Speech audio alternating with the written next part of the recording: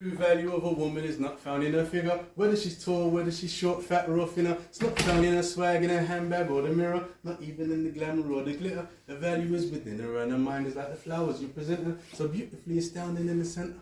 Found it in the scripture. A woman is a valuable member and a crown unto her spouse, the male gender. Her prowess and her splendor are just some of the many powers she can render. She sees no other female a contender, but how does she surrender all her valuables to cowards and pretenders in exchange for a couple hours just for pleasure? Don't let him touch your treasure till you both can walk 1,000 miles together, and acknowledge that a vow should last forever. If now you're not together, then embrace this as a trial that made you better, instead of as a trial that made you bitter.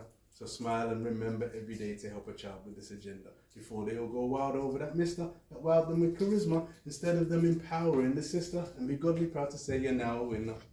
Now let this be a lesson to you, girl. You are a blessing to the world, but somewhere along the journey your value has been laid down.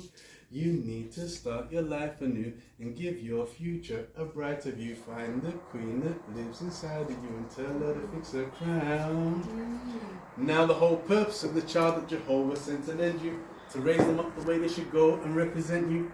Treat them as more precious than gold, as their potential will reap the seed you sow into their mental. Inspire them to buy a couple books about the things that they are into, underlining what they learn in pen or pencil. Let them learn a skill like how to cook, iron their clothes and drive a manual, and guide them like the label says parental. Because they could be a lyrical, miracle, talented individual, having passionate dreams of fulfilling what they were meant to do, challenging all believers to stand up and keep it biblical, planning to bring good manners and standards back to the pinnacle. Show them how to resuscitate, get them into a swimming pool, teach them how to survive using self-defense as a winning tool, grasping another language by understanding its syllables, standing up to the envious and the cowards that ridicule. Know that they talk a lot, but that could be their way of getting through. Maybe they're born to be the presenter people will listen to. Disregard all the haters and only take heed to critics who want to tell you their view for your betterment, not to limit you. Tell them the truth that internal beauty is better than physical, long as you're eating healthy and exercise when it's fitting to. Feed your creative mind, don't be blinded thinking it's difficult. You just got to be willing and open to new material. Don't let nobody judge you, but always keep godly fear in you. Clearly you have been chosen, your motives ought to be steering you.